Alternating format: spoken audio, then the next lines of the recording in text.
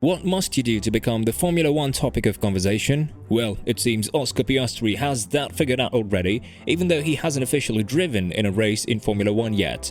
The biggest thing in Formula One right now is Oscar Piastri. He's been making the headlines recently. Alpine has decided that it has been too long since the last Formula One High Court case. So, what on earth is going on with Oscar Piastri, and will Alpine file a lawsuit against him? In today's video, we'll be talking about the recent update on Piastri. Stay glued to your screen as we begin, so you don't miss out on a thing. Oscar Piastri has had a fantastic career in racing, taking home the F3 and F2 titles in back-to-back seasons and signing on as a reserve driver for Alpine, which has significantly backed his future.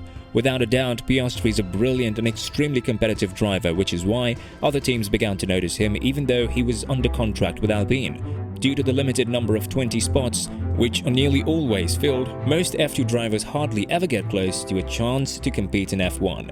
Back to the subject matter of today, Oscar Piastri's tweet refuting Alpine's assertions that he will be driving for them in 2023 has generated more controversy. In all honesty, Fernando Alonso and Oscar Piastri are solely to blame for Alpine's amateurish appearance. Otmar Szafnauer, the team boss at Alpine, has stated that he was certain that Fernando Alonso would sign with Alpine for 2023 up until Aston Martin sent a press release announcing that he would be driving for them instead. Otmar stated in an interview following Aston Martin's announcement, "Before he departed, I confirmed with him that we would be signing shortly, and he said, 'Don't worry, I haven't signed with anybody else. We'll continue this in the next few days.' And the following morning, I noticed Aston's release." It must have hurt Alpine to lose the seasoned Fernando Alonso, a two-time drivers' champion, to one of their main competitors, but what occurred next was much, much worse. In a tweet, they announced that Oscar Piastri would replace Fernando Alonso in 2023. Oscar Piastri was their current reserve driver, and they had spent millions of euros preparing him to enter Formula One in 2023, so it seemed sensible to do the same. However, they did overlook one crucial step, which was asking Oscar directly. An hour and a half later, the Australian driver tweeted that he had not consented to anything and had no knowledge that Alpine was going to promote him as a driver. He succeeded in giving Alpine the appearance of a neighborhood kart racing team rather than a multi-million-dollar elite racing outfit with just 250 characters. That was never going to be the end of this, though, and Alpine is escalating the situation like a beast that has been injured. They are retaliating and charging Piastri with their claws exposed. If Piastri declines to compete for them next year, team principal Otmar Szafnauer has stated that they may seek millions of euros in compensation from him. This is a terrifying thought for someone who doesn't even have a racing seat for the upcoming season.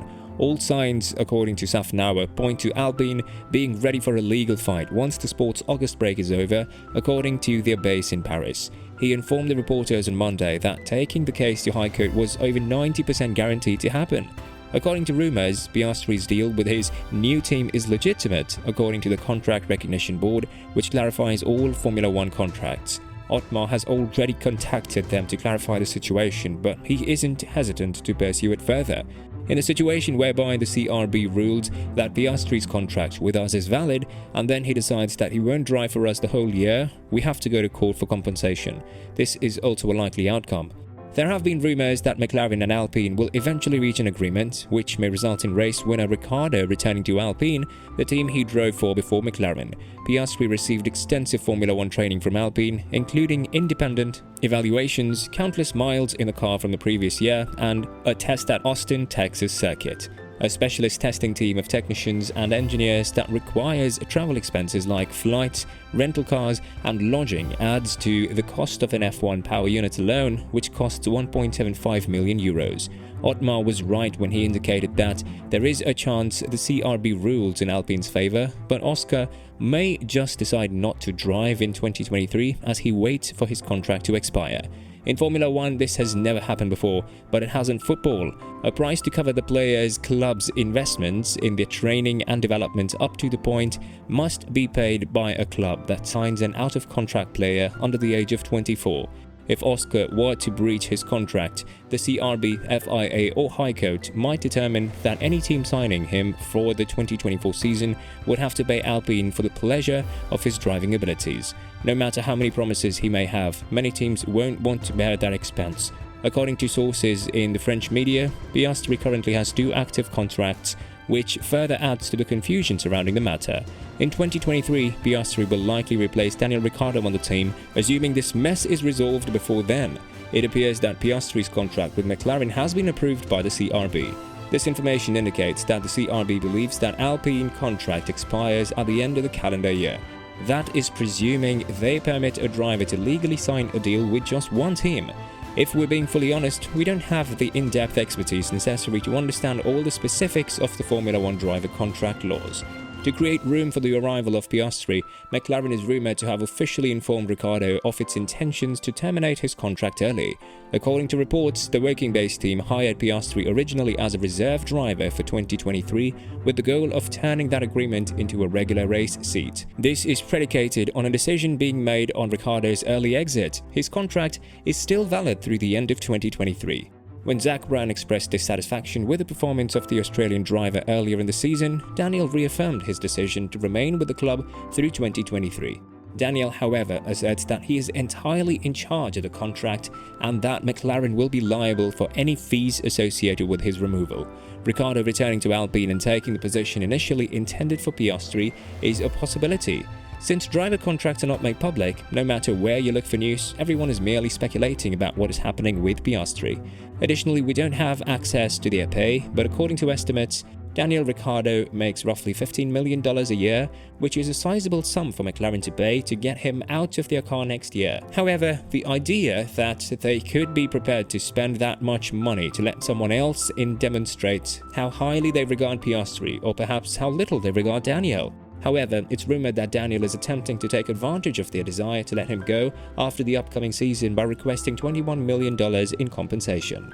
If Ricciardo secures a drive elsewhere for the upcoming season, any salary component he receives will likely be refunded to McLaren at the same value.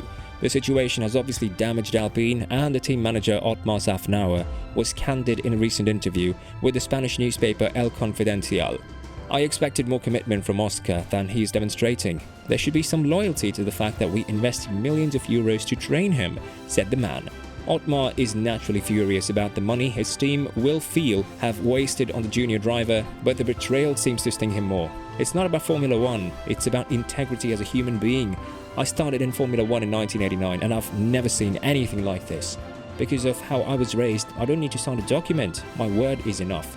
I would never break my word, no way. The news of Oscar leaving the squad may have saddened and hurt Alpine, but they must also be proactive. Due to the controversy surrounding Piastri, another issue was raised by Fernando Alonso's unexpected departure, but had gone unanswered.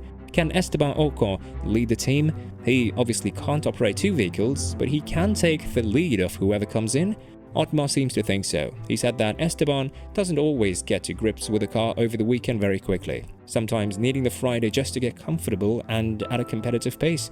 But ultimately on Saturday and Sunday, he will be there, he continued. He therefore needs to learn a bit to get there a bit quicker, but we're assisting him in that, and after that, can he lead the team? Of course, he is continually improving. He's won a race, contributed to our success this year, and we'll know more by the time we get there next year.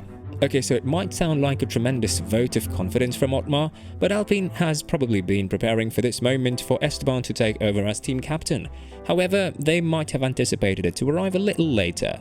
After 13 races, Formula 1 will resume after its traditional summer break with the 2022 Belgian Grand Prix at the circuit Spa-Francorchamps in the Ardennes. The 2022 Belgian Grand Prix runs from Friday, August 26th to Sunday, August 28th. Many drivers have already voiced their disappointment over the widely anticipated loss of the Belgian Grand Prix, despite the fact that the 2023 Formula 1 schedule has not yet been formally confirmed. This year's race at Spa-Francorchamps will be the first after F1's summer break, by which point the event's future may already be known. Excitement for this year's race, following the one-lap washout of the 2021 edition, is coupled with uncertainty over whether it could be the last to be held in Spa for the foreseeable future.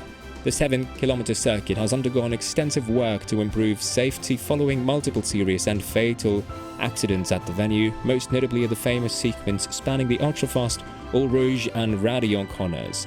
Several iconic corners such as Raidillon have been profiled, with gravel traps returned to various places around the circuit. Lando Norris expressed his excitement at the prospect of competing on the revised track. he stated. Some alterations, some pieces have been resurfaced. The new Radeon grandstand is so nice. Spa is one of the coolest circuits of the entire season, so I always look forward to it. I'll be upset if Spa is lost. These days, a lot of things are purely financial, and that is the problem. It's business. If you enjoyed watching this video, please give it a like. Do you believe that Oscar will appear before a court before the start of the upcoming season? Is Piastri wrong to have chased his Formula 1 dream with a team that wasn't his parent team, or was he justified in looking elsewhere before Alonso left? We'd love to hear your thoughts on the matter in the comment section below.